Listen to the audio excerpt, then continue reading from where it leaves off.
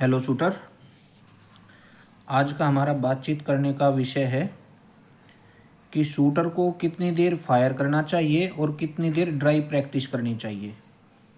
तो वैसे तो शूटर मैं आपको एक समझाने के तौर पे बताता हूँ कि बिगनर शूटर का टाइमिंग इसमें अलग रहेगा, पुराने शूटर का इसमें टाइमिंग अलग रहेगा।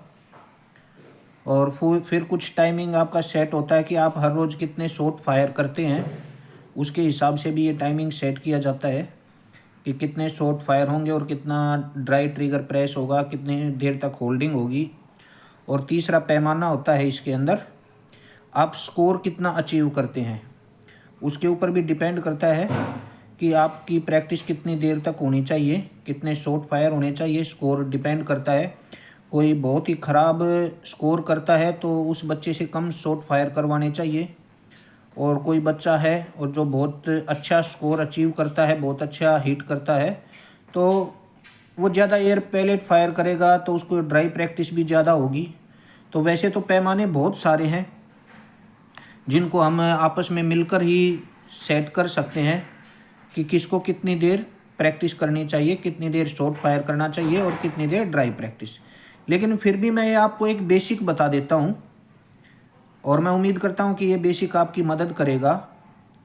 जैसे कि अगर कोई शूटर 1 घंटे तक फायर करता है, कि हर रोज़ 1 घंटा वो फायर करता है, तो उससे 3 गुना टाइम उसको ड्राई प्रैक्टिस, होल्डिंग एक्सरसाइज वगैरह को देनी चाहिए। तो आप कह सकते हैं कि लगभग 3 साढ़े 3 घंटे उसकी प्रैक्टिस होनी चाहिए लगातार। अगर कोई शूटर 30-40 शॉट फायर करता है, यानी आधा घंटा ही फायर करता है, तो उसकी 2-2.5 घंटे तक की ही प्रैक्टिस उसके लिए काफ़ी रहेगी। अगर आप फायर ज़्यादा करते हैं और ड्राई कम करते हैं तो आपकी शूटिंग में बहुत सारी कमियां रहेंगी।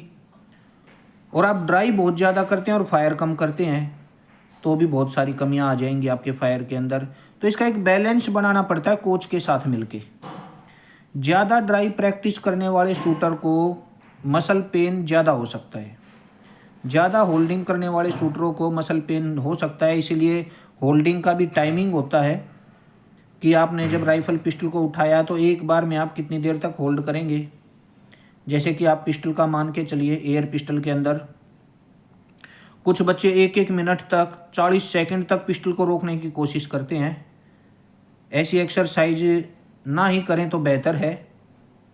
या फिर कोच एक शॉर्ट पीरियड टाइम तक ये करवाते हैं तो ठीक है, लेकिन आप लगातार हर रोज़ 40 सेकंड रोकने की प्रैक्टिस करते हैं एक बार में पिस्टल को, तो धीरे धीरे आपके कंधे के टिश्यू को वो तोड़ देगा। तो होल्डिंग आपको उतनी ही करनी है जितनी आपकी मसल पावर है। तो मेरे पास बहुत सारे बच्चों का सवाल आता रहता है ये कि कितना देर फायर करें और कितना ड्राई प्रैक्टिस करें।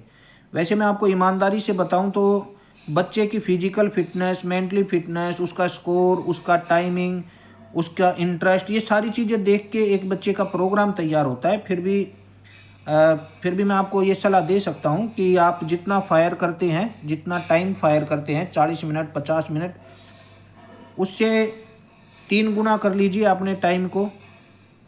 उसमें से कुछ टाइम आपको फायर से पहले होल्डिंग एक्सरसाइज और ड्राई ट्रिगर को देना है, फिर फायर करना है। उसके बाद में फिर से आपको होल्डिंग एक्सरसाइज या ड्राई ट्रिगर, इस तरह से अपने प्रोग्राम को सेट करना होता है।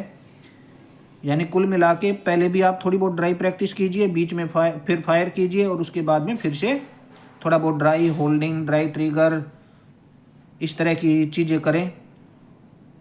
फायर शुरू करने से पहले भी आपको एक्सरसाइज करनी है एकेडमी में आते ही, और एकेडमी से जाते टाइम भी आपको एक्सरसाइज ज़रूर करनी चाहिए।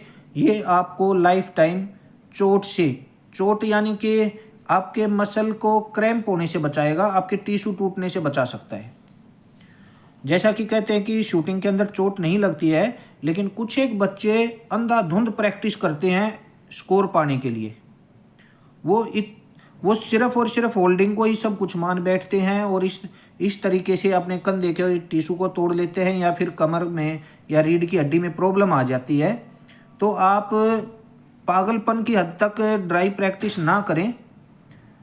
सिर्फ ड्राई करने से ही आप फायरर नहीं बनेंगे, लेकिन ये भी सच है सिर्फ फायर करने से भी आप फायरर नहीं बनने वाले हैं। दोनों का एक मिला जुला रूप होता है इसके अंदर, उसी के साथ में आप करें। यदि आपका शूटिंग से संबंधित कोई सवाल होता है तो आप हमारे पास भेज सकते हैं। मेरा व्हाट्सअप नंबर है 8587895168। धन्यवाद।